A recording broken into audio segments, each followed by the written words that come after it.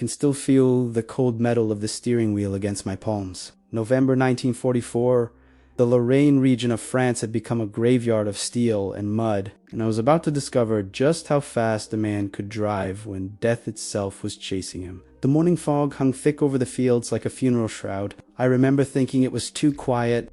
My crew Jenkins on the gun, Martinez loading, and young Tommy spotting, we all felt it. That silence before the storm that every tanker learns to fear. We'd been with the 704th Tank Destroyer Battalion for 3 months now, and our M18 Hellcat had earned her name, Fast Lady. 18 tons of American engineering that could hit 55 miles per hour on a good road. The Germans called us the Hellcat with a mixture of respect and hatred. We'd earned both. I was 23 years old that morning, though I felt ancient. The war does that to you, ages you, in ways that have nothing to do with time. I'd seen boys younger than Tommy burning inside their Shermans, heard them screaming for mothers who were thousands of miles away. But the M18, she was different. Speed was our armor. Speed was our survival. The radio crackled to life, shattering the silence. Hellcat units, this is command. We've got reports of German armor moving through the valley, coordinates 3-7-9er, multiple contacts, possibly Tigers or Panthers, move to intercept. My heart kicked against my ribs like a mule. Tigers, 56 tons of Krupp steel with an 88mm gun that could punch through our thin armor from a mile away. Our 76mm gun was good, accurate, powerful enough if you knew where to hit him. But the M18's armor, 1 inch on the front, 1 inch between us and eternity. The designers had made a choice, protection or speed. We lived and died by that choice every single day. Mount up, I shouted. The crew moved with practiced efficiency, each man knowing that seconds could mean the difference between ambush and being ambushed. Jenkins settled into his gunner seat, his hands already checking the breech mechanism. Martinez stacked rounds with the care of a man handling nitroglycerin. Tommy climbed into his position, binoculars already scanning the gray landscape. The engine roared to life beneath us, a Continental AE 975 radio that sounded like freedom and fury mixed together. 400 horsepower of raw American muscle. I could feel her vibrating through the hull. Eager, ready, Fast Lady wanted to run. We rolled out with 3 other Hellcats from our platoon. Lieutenant Morrison's Devil's Dancer took point with Widowmaker and Snake Eyes, flanking US. 4 M18s against an unknown number of German heavies. The odds were never in our favor, but odds don't mean much when you're already committed to the fight. The fog was lifting as we moved through the valley, and that's when I saw them. My blood turned to ice water. Panthers. Not just 1 or 2. 7, no, 8 massive shapes emerging from the tree line like prehistoric monsters. 45 tons each, with that sloped armor that could deflect our shells like raindrops if we didn't hit them perfectly. And they're in the center, the nightmare we all feared, a Tiger Eye 56 tons of German engineering designed for one purpose: to kill tanks.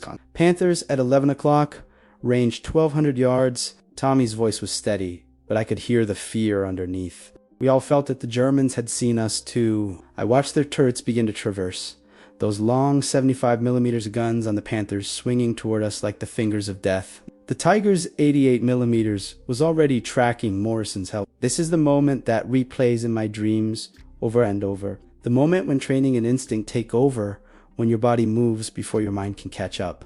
I slammed Fast Lady into gear and shouted the order that would define the next 20 minutes of pure hell. Full speed. Evasive pattern, Jenkins load, armor piercing. We're going hunting. The Continental engine screamed as I pushed her to the limit. 50 miles per hour across broken ground. The suspension protesting every bump and crater. The Germans had weight and armor. We had speed and desperation. The first shot came from the Tiger. I saw the muzzle flash. Saw the shell carving through the morning air like a meteor. And then Devil's Dancer exploded. Just exploded. Morrison's Hellcat lifted off the ground from the force of the impact. Turret spinning through the air like a child's toy. 56 tons of German hate had found its mark, and for good men were gone in less than a heartbeat. Jesus Christ. Martinez's voice cracked over the intercom. Stay focused. I screamed, though my own hands were shaking on the controls. Jenkins, find me a target. I threw Fast Lady into a hard left turn, the track screaming for mercy. Another shell passed so close I could feel the air pressure change, could smell the Panthers were firing now, multiple GANs, and the world became a chaos of explosions and flying dirt. But here's what the Germans didn't understand about the M18. Here's what we'd learned through blood and fire. Speed wasn't just about running away. Speed was aggression. Speed was violence of action. Speed was getting inside their decision cycle and staying there. Target, Panther, right flank, 900 yards, Tommy called. Identified, Jenkins responded. Fire, when ready. The 76mm gun bucked, and Fast Lady rocked backward from the recoil. I watched the tracer arc through the air, watched it strike the Panther's side armor, the sweet spot where the armor was thinner, where the slope couldn't save them. The German tank shuddered, smoke pouring from its engine deck.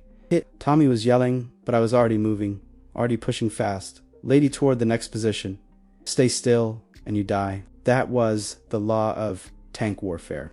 Widowmaker wasn't as lucky. A Panther caught her at 800 yards, punched a hole clean through a thin armor. I saw the crew bail out, saw them running through the mud as machine gun fire from the German tanks chewed up the ground around them. 2 made it to cover. We were down to 2 Hellcats now. Snake Eyes and Fast Lady. 8 German heavies, including that Tiger, and 2 American tank destroyers with armor made of prayers and hope. Come on, girl, I whispered to Fast Lady, my hand on the throttle like I was calming a frightened horse. Show them what speed means. I pushed her forward, straight toward the German line. Insane. Absolutely. But the Germans were expecting us to run, to use our speed to retreat. Instead, we charged 45 miles per hour, closing the distance, getting inside the range where their guns couldn't depress low enough, where their massive size became a liability. Target the Tiger. Target the Tiger. I was screaming now. All training, all fear, compressed into pure survival instinct. Jenkins was an artist with that 76mm. His first shot hit the Tiger's track, immobilizing it. His second went for the turret ring, the weak point, where the turret met the hull. The Tiger's gun was traversing toward us, that massive 88mm like the eye of God, preparing to judge us when Jenkins's third shot found its mark. The Tiger didn't explode like in the movies. It just ... stopped. Smoke began pouring from the hatches. The gun barrel drooped like a dying flower. 56 tons of German invincibility reduced to a smoking coffin. The shock on the German crew's faces, I can still see it. You could watch their confidence evaporate in real time. We'd just killed a Tiger, with a tank destroyer that weighed less than a third of what it did. The impossible had happened. And then we ran 55 miles per hour in reverse. Smoke grenades popping, Jenkins reloading faster than I'd ever seen him move. The Panthers were recovering from their shock, firing wildly, but we were ghosts, dancing through their kill zone like smoke. Snake Eyes had the same idea. Together, we circled the German formation, using every fold in the terrain, every tree line, hitting them from angles they couldn't cover. The Panthers had to choose, rotate their heavy turrets to track us, exposing their flanks to the other Hellcat, or stay focused on one threat and die to the other. We killed 3 more Panthers in the next 10 minutes. It was the most brutal, chaotic, terrifying dance I'd ever been part of. Martinez was loading shells so fast his hands were bleeding. Tommy was spotting targets while simultaneously watching for threats. Jenkins never missed, his hands steady even as the world exploded around us. But the Germans weren't finished. 2 Panthers managed to coordinate their fire, catching Snake Eyes in a crossfire. I watched in horror as both shells hit within a second of each other. Snake Eyes didn't have a chance. The Hellcat came apart like it was made of cardboard, and another 4 brothers were gone. It was just us now. Fast Lady against 4 Panthers. The Tiger was still burning in the center of the formation, black smoke rising like a funeral pyre. My mind was racing, calculating angles, distances, weak points. The Continental engine was running. Hatai could smell the oil burning, but she was still pushing, still giving us everything she had. The ammunition was running low. Martinez called it out. 8 rounds left, 8 shots to kill 4 Panthers. The math wasn't good. But then I saw it. The Germans were pulling back, repositioning to form a defensive line. They were scared. These veteran tankers, in their superior machines, were afraid of us. Of one American tank destroyer that shouldn't have stood a chance. We're going to break them, I said, surprising myself with the certainty in my voice. One more run, Full speed, hit them before they can set up. Sir, we're down to... Martinez started. I know what we're down to.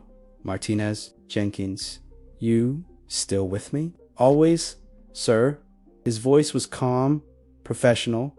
The man was ice in the gunner's seat. Tommy, let's send these bastards home. The kid had steel in his spine. Martinez, a pause, then, for Morrison. For the boys. For all of them.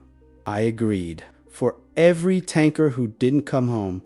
I slammed Fast Lady forward one last time. The speedometer climbed 50 miles per hour. We burst from the tree line like a demon, the 76mm already tracking the nearest Panther. Jenkins fired on the move, a nearly impossible shot, but the shell hit true. The Panther slewed sideways, smoke pouring from its hatches. Return fire was immediate and massive. The air became solid with shells. I could hear impacts on our armor glancing blows that should have penetrated but didn't. Miracles measured in millimeters and angle. Fast Lady was screaming now. The engine pushed beyond its limits, but she wouldn't quit. American engineering refusing to die. Another Panther in our sights. Jenkins fired, hit. The German tank lurched to a stop. Crew bailing out their hands, raised in surrender, even as machine gun fire from the remaining Panthers cut them down. Friendly fire. Panic fire. The German formation was collapsing. 2 rounds left. Martinez called. 2 Panthers remained, and they were running. Actually running. These heavy tanks that had terrorized Europe for years were retreating from a single American tank destroyer. I watched them crash through the hedgerows. Desperate to escape, their commanders, having lost all will to fight, we let them go. We were out of fuel, nearly out of ammunition, and Fast Lady was held together by little more than willpower and prayer. The Continental engine finally gave up, coughing black smoke as we coasted to a stop in the middle of the battlefield. The silence that followed was deafening. I climbed out of the hatch on shaking legs. The smell hit me, first burnt, metal, cordite oil, and something worse. The smells of war that never truly wash away. The field was littered with destroyed tanks, German and American. 7 Panthers destroyed or disabled, 1 Tiger dead, 3 M18 Hellcats lost. Tommy was crying quietly, standing on the hull, looking at where Morrison's Hellcat had been. Martinez was throwing up behind a tree. Jenkins sat on the turret, his hands still shaking, staring at nothing. I walked to the Tiger. The crew had died inside. He could see their bodies through the hatches. Young men, probably no older than me, who'd believed in their superior machine right up until the moment it became their tomb. I felt nothing for them. Not hate, not pity, just emptiness. Another day survived, another day of killing to stay alive. The reinforcements arrived an hour later. An entire armored column that had been held up by mines and blown bridges. They stared at the battlefield in disbelief. For Hellcats had held off a German armored formation and won. The story would spread through the division, through the army, would become legend in the way that war stories do. But we knew the truth. We'd survived not because we were better soldiers or because American engineering was superior. We'd survived because of speed, because of luck, because of the sacrifices of 12 men who died by in a second to make the shots that mattered. Morrison, Thompson, Rodriguez, Chun, Williams, Baker, Murphy, O'Brien, Jackson, Washington, Lee, and Kowalski.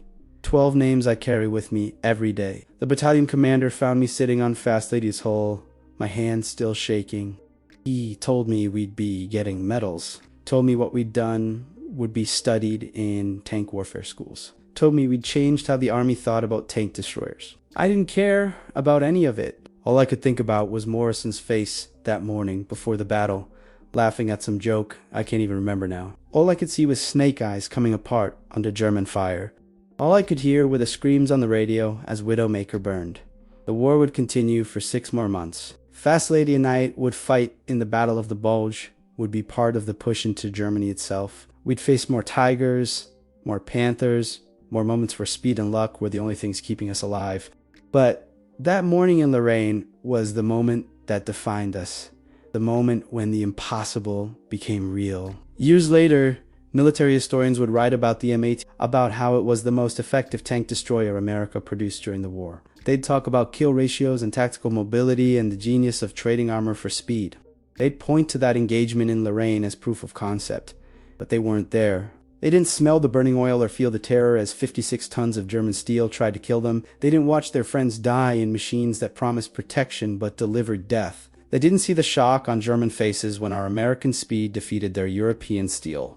I'm an old man now. Fast Lady sits in a museum somewhere, restored and polished, a relic of a war that shaped the world. Children climb on her hull, and their parents take pictures. None of them know her the way I did. None of them heard her engine scream as she pushed past every limit. None of them felt her determination, her refusal to quit even when everything said she should. Sometimes I visit her, I put my hand on that thin armor, and I remember Martinez's bleeding hands as he loaded shell after shell. I remember Tommy's steady voice calling out targets even as the world exploded around us. I remember Jenkins's impossible accuracy, hitting targets that shouldn't have been hit. I remember Morrison's laugh, now silent forever. But most of all, I remember that morning when a handful of American tank destroyers proved that speed and courage could triumph over weight and armor. When we showed the world that the biggest gun doesn't always win. When Fast Lady earned her name in blood and fire and proved that sometimes the fastest way to win is to move so fast your enemy can't believe what's happening. The Germans never forgot us. In their after-action reports, recovered after the war, they described the M18 Hellcats with a mixture of respect and fear. They'd come to France expecting to face slow, ponderous American Shermans and instead found themselves hunted by machines that moved like predators and struck like lightning.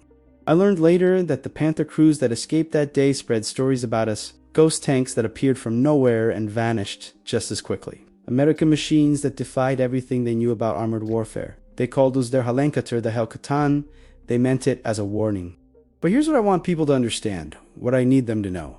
The M18 Hellcat didn't win that battle. The crew did, the training did, the desperation and determination of young men who refused to accept that their thinner armor made them inferior. We won because we believed in our speed more than the Germans believed in their armor. We won because we were willing to do the impossible, to charge when others would retreat, to adapt when others would break. Fast Lady was just metal and machinery. But in the hands of men who understood her, who trusted her, who pushed her to her limits and beyond, she became something more. She became hope. She became proof that David can still beat Goliath if David is fast enough, accurate enough, and brave enough. I still wake up sometimes feeling that Continental engine vibrating through the hull. I still hear Jenkins's calm voice, target acquired.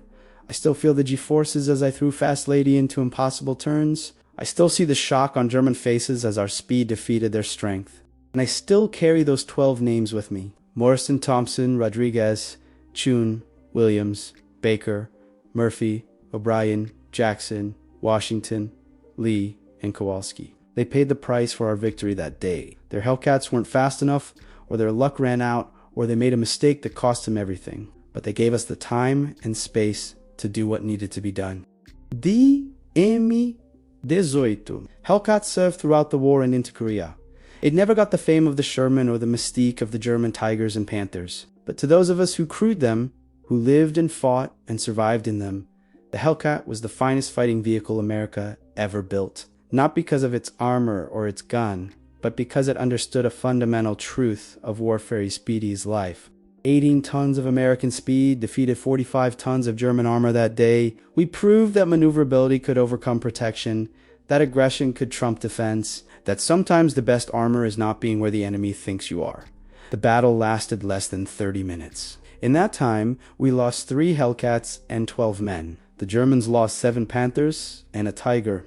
On paper, it might look like a close fight, but the strategic impact was enormous. German airmen in the region became cautious, defensive, afraid to commit to bold attacks because they never knew when American Hellcats might appear. We'd gotten inside their heads, and that psychological victory was worth more than any tactical success. I think about that sometimes, how 12 men dying and 4 machines being destroyed could shift the momentum of an entire campaign, how their sacrifice rippled outward, saving countless other lives in battles that never happened because the Germans were too afraid to fight. War is like that, full of what-ifs and maybes. What if Morrison had zigged instead of zagged? What if that Tiger shot had been 2 inches to the right? What if I'd hesitated instead of charging? The chaos of combat means that tiny decisions cascade into massive consequences. and you never really know which choice will save you and which will kill you. All you can do is train, trust your crew, and believe in your machine. The rest is fate and luck and the grace of God. If you believe in such things, I do sometimes. Other times, I think we're all just random atoms bouncing around a chaotic universe, and survival is nothing more than statistical probability playing out in real time. But either way, I survived. Fast lady survived. And somewhere in a farmer's field in Lorraine, there's a crater where a tiger died because an M18 Hellcat refused to accept that the fight was impossible. That's what I want people to remember. Not the medals, or the kill ratios, or the tactical innovations. I want them to remember that sometimes impossible isn't real. Sometimes it's just the first obstacle you have to overcome on the way to victory. The M18 Hellcat taught me that. Fast lady taught me that. And Morrison, Thompson, Rodriguez, Chun, Williams, Baker, Murphy, O'Brien, Jackson, Washington, Lee, and Kowalski proved it with their lives. I'm grateful I got to serve with them. I'm grateful Fast Lady brought me home. And I'm grateful that on one cold morning in November 1944, we showed the world what speed and courage could accomplish against impossible odds. The Germans had superior armor. They had superior guns. They had superior weight and protection. But we had something better. We had speed. And on that day, speed was enough.